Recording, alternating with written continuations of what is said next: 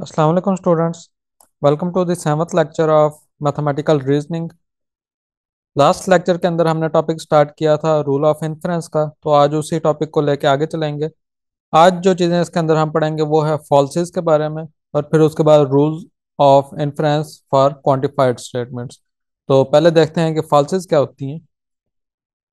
तो फॉल्सेस के बारे में यहाँ पे बताया गया है, several common falsies arise in incorrect argument.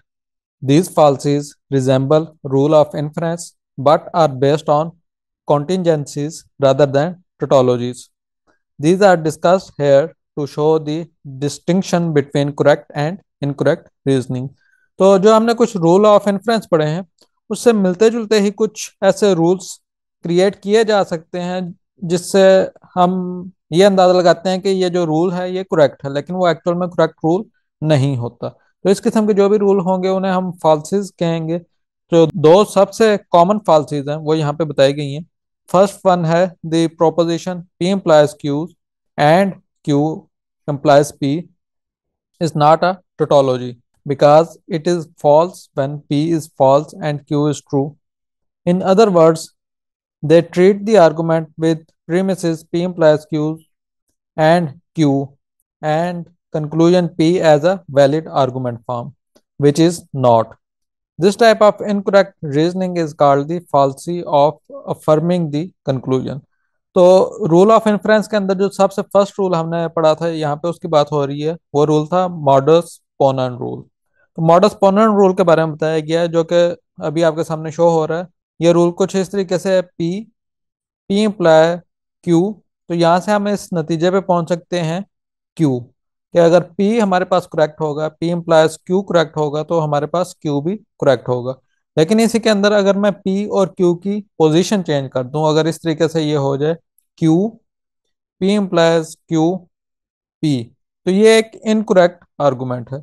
लेकिन देखने में ये जो दोनों स्टेटमेंट्स हैं ये तकरीबन सेम ही लगती हैं। इसके अंदर जस्ट पी और क्यू की पोजीशन चेंज की गई है। लेकिन इस तरीके से पोजीशन जब हम चेंज करते हैं तो हमारा जो आर्गुमेंट है वो इनवैलिड हो जाता है। तो ये चूंकि एक बहुत कॉमन आर्गुमेंट है, इसलिए यहाँ पे इसको बाकायदा से मेंशन किया गया है और इसका नाम है फॉल्सी। ये फॉल्स आर्गुमेंट है। तो इस तरीके से जो दूसरा रूल हमने पढ़ा था वो था मॉडस टोलन रूल। तो सेकंड जो पॉइंट यहाँ पे बताया गया है वो उस रूल के बारे में है, the proposition P implies Q and not P implies not q is not a tautology because it is false when p is false and q is true. Many incorrect arguments use this incorrectly as a rule of inference. This type of incorrect reasoning is called the fallacy of denying the hypothesis. तो अभी आपके सामने modus Tollens rule show हो रहा है। ये कुछ इस तरीके से है, not Q P implies Q. तो यहाँ से जो हमारे पास नतीजा आता है वो आता है नॉट पी। लेकिन इस रूल को अगर मैं थोड़ा सा चेंज करूँ, मैं इस तरीके से कह दूँ not P P implies Q not Q, तो ये एक इनकरेक्ट आर्गूमेंट है। तो इस किस्म का कोई भी इनकरेक्ट आर्गूमेंट होगा तो वो फिर फॉल्स ही कहलाएगा। ये चूंकि दो जो आपको अभी यहाँ पे शो करवाए हैं ये बहुत ज़्यादा कॉमन है, तो इस वजह से यहाँ पे बाकायदा से इनका मेंशन किया गया है। इसके अलावा बाकी जितने भी रूल्स हैं वो सेम आपने उसी तरीके से डील करने हैं जिस तरीके से रूल ऑफ इन्फरेंस आपको बताए गए हैं।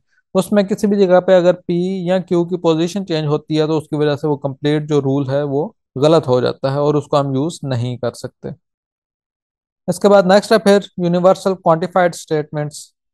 तो यूनिवर्सल क्वांटिफायर का आपको पता है, ये उसका सिंबल भी आपके सामने शो हो रहा है, for all x P of x. ऐसे हम कहते हैं कि ये यूनिवर्सल क्वांटिफिकेशन है। तो इसके बारे में बताया गया है, universal instantiation is the rule of inference used to conclude that P of C is true where PC is a particular member of the domain given the premise for all x P of x. Universal instantiation is used when we conclude from the statement all women are wise that Lisa is wise, where Lisa is a member of the domain of all women. तो यहाँ पे ये जो मैंने English की statement आपको बताई है इसका मतलब ये है कि अगर हमें ये गिवन हो कि जो भी हमारे पास डोमेन है उस डोमेन के अंदर जितने भी मेंबर्स हैं वो सब ट्रू हैं for all x P of x, जो भी स्टेटमेंट होगी वो उन तमाम के लिए ट्रू होगी। तो उसमें से अगर हम कोई पर्टिकुलर मेंबर को पिक करते हैं, जिस तरह इस एग्जांपल के अंदर जिस मेंबर को पिक किया गया है उसका नाम है लीजा, तो हमें चूंकि बता दिया गया है कि ये स्टेटमेंट तमाम मेंबर्स के लिए ट्रू है, तो इसके अंदर फिर हम कोई भी पर्टिकुलर मेंबर पिक करेंगे तो उसके लिए भी ये स्टेटमेंट ट्रू होगी। अगर ऑल वोमेन्स आर वाइज, तो इसका मतलब ये है कि वोमेन की डोमेन के अंदर जितनी भी वोमेन आती हैं उसमें से कोई भी एक पिक कर लें, जिस तरह यहाँ पे लीजा को पिक किया गया है तो वो भी वाइज ही होगी। तो इस चीज को कहते हैं यूनिवर्सल इंस्टेंसिएशन। इसके अंदर यह होता है कि पहले हमें बताया जाता है कि तमाम डोमेन के लिए जो स्टेटमेंट है वो ट्रू है, और फिर उस डोमेन के अंदर कोई भी पर्टिकुलर मेंबर को हम पिक करें तो उसके लिए स्टेटमेंट ट्रू होगी। जो दूसरा रूल है वो है यूनिवर्सल जर्नलाइजेशन। तो इस रूल के अंदर कुछ ऐसा है कि this rule of inference states that all x p of x is true given that the premise that pc is true for all elements c in the domain. Universal generalization is used when we show that for all x p of x is true by taking an arbitrary element c from the domain and showing that pc is true. The element c that we select must be an arbitrary and not a specific element of the domain. तो अब ये जो rule है इसके अंदर ये है कि जो हमारा प्रीमिस होगा वो होगा पीसी। जिस तरीके से ऊपर वाला जो रूल है उसके अंदर हमने देखा था हमारा प्रीमिस था for all x P of X, मतलब हमें पहले से ये गिवन था और उससे हमने नेक्स्ट स्टेटमेंट कंक्लूड की थी। इस तरीके से ये जो दूसरा रूल है इसके अंदर हमारा प्रीमिस होगा पीसी, मतलब कोई एक एलिमेंट है जो कि उस डोमेन के अंदर मौजूद है, उसका हमें पता है कि वो एलिमेंट ट्रू है, तो वहां से हम कंक्लूड कर सकते हैं कि कंप्लीट जो डोमेन है वो ट्रू है। तो उसके अंदर ये होगा कि कंप्लीट डोमेन के अंदर से कोई भी एक आर्बिट्रेरी, आर्बिट्रेरी का मतलब होता है कोई भी एक रैंडम एलिमेंट पिक किया जाएगा। अगर वो ट्रू है तो हम कह देंगे कि तमाम डोमेन के लिए ये स्टेटमेंट ट्रू है। हम एक या एक से ज्यादा एलिमेंट पिक कर सकते हैं और उन तमाम एलिमेंट्स के लिए स्टेटमेंट ट्रू होनी चाहिए। तो ये जो चीज होगी इसे फिर हम कहेंगे कि ये यूनिवर्सल जनरलाइजेशन का रूल है। फिर नेक्स्ट है एग्जिस्टेंशियल क्वांटिफाइड स्टेटमेंट। इसके अंदर भी उसी तरीके से दो रूल हैं। फर्स्ट है existential instantiation. This rule allows us to conclude that there is an element C in the domain for which P C is true if we know that there exist an X P X is true. We cannot select an arbitrary value of C here, but rather it must be a C for which PC is true. Usually, we have no knowledge of what C is, only that it exists because it exists. We may give it a name C and continue our argument. तो existential इंस्टेंसिएशन के अंदर ये होता है कि हमें ये given होता है कि जो भी हमारी डोमेन है उसके अंदर से कोई एक एलिमेंट ऐसा है, एक या एक से ज्यादा हो सकते हैं, जिसके लिए ये स्टेटमेंट ट्रू है। तो ये हमारा प्रीमिस है। तो जो अब इसका हमारा कंक्लूजन निकलता है वो ये है कि जो भी हमारी डोमेन होगी उसके अंदर से कोई पर्टिकुलर आइटम वो हम सेलेक्ट करेंगे और वो ऐसा आइटम होना चाहिए जिसके लिए ये स्टेटमेंट ट्रू है। मतलब हम आर्बिट्रेरी यहाँ पे सेलेक्ट नहीं कर सकते। आर्बिट्रेरी हम सेलेक्ट करेंगे तो किसी के लिए ये स्टेटमेंट ट्रू होगी और किसी मेंबर के लिए ये स्टेटमेंट फॉल्स होगी। हमने डोमेन के अंदर से ऐसा मेंबर सेलेक्ट करना है जिसके लिए ये स्टेटमेंट ट्रू होगी, तो वो एक खास पर्टिकुलर मेंबर ही होगा, उसे ही हम सेलेक्ट कर सकते हैं। तो ये एग्जिस्टेंशियल इंस्टेंसिएशन का रूल कहलाता है। नेक्स्ट है existential generalization is the rule of inference that is used to conclude that there exists an x p of x is true when a particular element c with pc is true is known. That is, if we know one element c in the domain for which pc is true, then we know that there exists an x p of x is true. तो यहाँ पे ऐसे है कि हमें जो domain है उसके अंदर हमें पता होगा कि कोई एक ऐसा एलिमेंट है जिसके लिए ये स्टेटमेंट ट्रू है, तो वहां से हम कंक्लूड कर सकते हैं कि there exist an X P of X की जो स्टेटमेंट है वो ट्रू होगी। ये जो भी रूल अभी हमने पढ़े हैं, नेक्स्ट इनका एक टेबल है, उस टेबल के थ्रू हम इन रूल्स को देख सकते हैं और यहाँ से थोड़ी क्लैरिटी आ जाएगी जो हमने पढ़ा है उसके अंदर। फर्स्ट जो है उसके अंदर हमें ये जो लाइन से ऊपर स्टेटमेंट है ये वो होती है जो कि ट्रू हो और हमें गिवन हो। तो अगर हमें ये स्टेटमेंट गिवन है for all x P of x, इसका मतलब है कि ये स्टेटमेंट तमाम एक्स के लिए ट्रू है। तो वहां से हम कंक्लूड कर सकते हैं कि डोमेन के अंदर कोई एक भी हम एलिमेंट पिक करेंगे तो उसके लिए भी ये स्टेटमेंट ट्रू होगी। जो पी ऑफ सी लिखा हुआ है इसका मतलब है कि हम डोमेन के अंदर से कोई भी एक एलिमेंट पिक कर सकते हैं, तो उसके लिए ये स्टेटमेंट ट्रू होगी। नेक्स्ट जो रूल है उसके अंदर हम देख सकते हैं वो इस तरीके से लिखा हुआ है, P of C for any arbitrary C. मतलब जो भी हमारे पास डोमेन है उसके अंदर से कोई भी आर्बिट्रेरी सी, कोई भी रैंडम एलिमेंट हम पिक करते हैं, तो उसके लिए अगर हमारी स्टेटमेंट ट्रू हो जाए तो हम कह सकते हैं कि ये स्टेटमेंट ट्रू है for all x P of x. जो नेक्स्ट रूल है एग्जिस्टेंशियल इंस्टेंसिएशन, उसके अंदर ये है कि हमें ये गिवन होगा कि there exist an X P of X. मतलब जो भी हमारी डोमेन है उसके अंदर कोई एक एलिमेंट ऐसा है जिसके लिए ये स्टेटमेंट ट्रू है, तो वहां से हम कंक्लूड कर सकते हैं P of C for some element C, कि जो पी ऑफ सी है ये ट्रू है सम एलिमेंट्स के लिए, तमाम के लिए नहीं हो सकता। हम ये कहेंगे कि सम एलिमेंट मतलब कुछ एलिमेंट ऐसे हैं जिनके लिए ये ट्रू है, बाकियों के लिए ये स्टेटमेंट फॉल्स होगी। नेक्स्ट रूल है एग्जिस्टेंशियल जनरलाइजेशन। इसमें यह है P of C for some element C, ये ट्रू है, तो वहां से हम कंक्लूड कर सकते हैं there exist an X P of X. इस तरीके से ये सेकंड नंबर पे रूल लिखा हुआ है, यहाँ पे हमने देखा है कि फॉर एन आर्बिट्रेरी सी लिखा हुआ था, जबकि जो ये फोर्थ रूल है इसके अंदर आर्बिट्रेरी हम सी पिक नहीं कर सकते। मतलब ऐसा नहीं है कि कोई भी रैंडम सी हम पिक करेंगे उसके लिए स्टेटमेंट ट्रू हो जाएगी। इसके अंदर हमें कुछ स्पेसिफिक सी हैं उनके लिए ये स्टेटमेंट ट्रू है, तो जब हम वो स्पेसिफिक सी मतलब वो स्पेसिफिक एलिमेंट पिक करेंगे तो उसके लिए ये स्टेटमेंट ट्रू होगी। अगर हम वो स्पेसिफिक एलिमेंट पिक नहीं करते, कोई और पिक कर लेते हैं, तो उसके लिए ये स्टेटमेंट फॉल्स होगी। तो यहाँ से फिर हम कंक्लूड कर सकते हैं कि कुछ एक्स ऐसे हैं जिसके लिए ये स्टेटमेंट ट्रू है और बाकियों के लिए ये फॉल्स है। तो रूल ऑफ इन्फ्रेंस को कंबाइन किया जा सकता है क्वांटिफाइड स्टेटमेंट के साथ, because universal instantiation and modus ponens are used so often together, this combination of rule is sometime called universal modus ponens. This rule tells us that if for all x, p of x implies q of x is true, and if p of a is true for some particular element a in the domain of universal quantifier, then q of a must also be true. To see this, note that the universal instantiation p of a implies q of a is true, then by modus ponens q of a must also be true. We can describe universal modus ponens as follow। तो जो universal modus पोनेंस rule है उसके अंदर इस तरीके से है कि अगर हमारे पास एक स्टेटमेंट गिवन हो for all x P of X implies Q of x, और उसके अंदर फिर कोई एक पर्टिकुलर आइटम ऐसा है जिसके लिए हमें पता है कि पी ऑफ ए जो है वो ट्रू है, तो यहाँ से हम अपना नतीजा निकाल सकते हैं कि क्यू ऑफ ए भी ट्रू होगा। जिस तरीके से जब हमने मॉडस पोनेंस रूल पढ़ा था उसमें था पी, पी इम्प्लाइज क्यू, तो वहां से हम नतीजा निकाल लेते थे कि क्यू ट्रू होगा।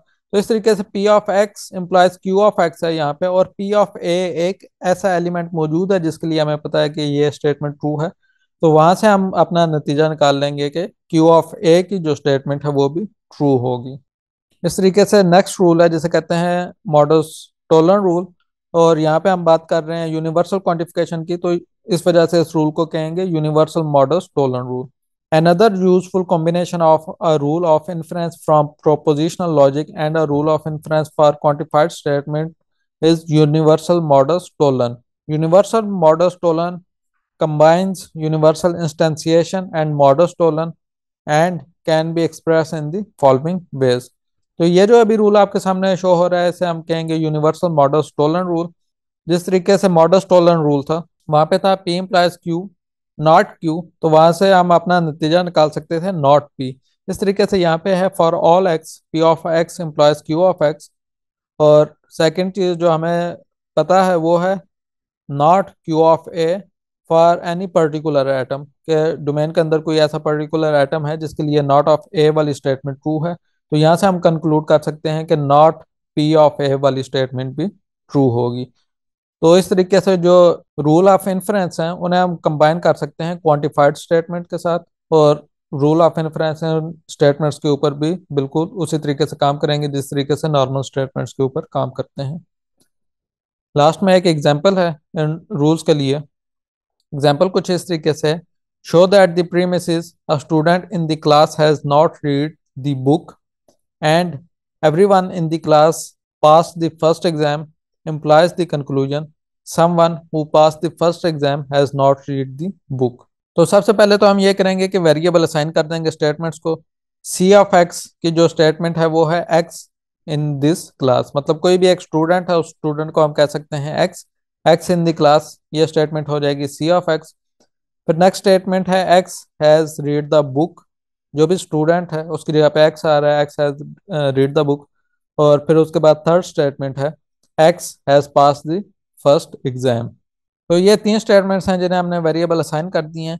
उसके बाद अगर हम अपने प्रीमिसेस देखें तो फर्स्ट प्रीमिस इस तरीके से देयर एग्जिस्ट एन एक्स, मतलब कोई एक स्टूडेंट की बात की जा रही है कि स्टूडेंट क्लास में मौजूद है और उसने बुक रीड नहीं की। तो C of X and not B of X, ये फर्स्ट वाली स्टेटमेंट होगी। उसके बाद सेकंड स्टेटमेंट है कि जितने भी स्टूडेंट्स हैं क्लास के अंदर, एवरीवन का वर्ड यूज किया जा रहा है, तो इस वजह से यहाँ पे क्वांटिफायर है वो यूनिवर्सल क्वांटिफायर इस्तेमाल हुआ है।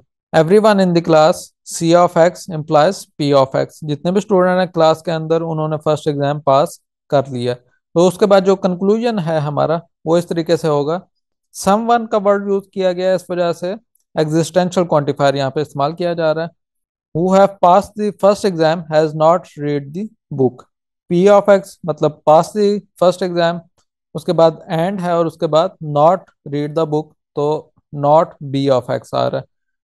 तो ये जो अब हमारे प्रीमिसेस हैं इनके ऊपर हम रूल्स लगा के हम अपने कंक्लूजन तक पहुंचने की कोशिश करेंगे। तो ये फर्स्ट प्रीमिस जो है वो यहाँ पे आ गया। उसके बाद हम इसके ऊपर रूल लगा सकते हैं एग्जिस्टेंशियल इंस्टेंसिएशन का, कि हम किसी एक पर्टिकुलर स्टूडेंट को हम पिक कर लें और उस स्टूडेंट को हम कह सकते हैं कि ये स्टूडेंट ए है, या आप ये समझ लें कि ये उस स्टूडेंट का रोल नंबर लिखा हुआ है तो उसका रोल नंबर जो है वो ए है। C of A and not B of ए।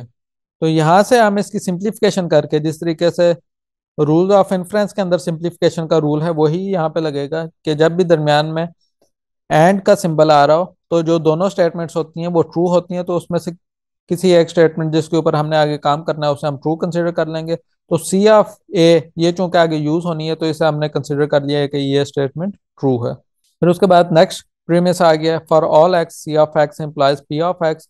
अब इसकी भी हम यूनिवर्सल इंस्टेंसिएशन कर लेंगे कि एक्स की जगह पे कोई हम पर्टिकुलर स्टूडेंट इसके अंदर पुट कर देंगे, तो चूंकि हम स्टूडेंट ए के साथ काम कर रहे हैं तो यहाँ पे भी ए आ जाएगा। अब C of A implies P of A, इसके ऊपर हम मॉडस पोनेन रूल लगा सकते हैं और यहाँ से हमारे पास पी ऑफ ए जो है ये स्टेटमेंट ट्रू आ जाएगी। और जब हमने सिंप्लीफिकेशन की थी तो यहाँ पे हमने सी ऑफ ए को ट्रू लिया था। इसी तरीके से एंड का ऑपरेशन है, एंड का ऑपरेशन उसी सूरत में ट्रू हो सकता है जब दोनों स्टेटमेंट ट्रू हो। तो सिंप्लीफिकेशन से हम नॉट बी ऑफ ए भी ट्रू दे सकते हैं। तो नॉट बी ऑफ ए की स्टेटमेंट भी यहाँ पे हमारे पास ट्रू आ गई है। तो हमारे पास अगर पी ऑफ ए भी ट्रू है, नॉट बी ऑफ ए भी ट्रू है, तो जो कंजंक्शन का रूल है उसके थ्रू हम कह सकते हैं कि P of A and not B of A, जो हमारा कंक्लूजन था जिस तक हमने पहुंचना था, ये स्टेटमेंट भी ट्रू है। लेकिन यहाँ पे अगर हम देखें तो हमने एक इंस्टेंस को पिक किया हुआ है जो कि ए है।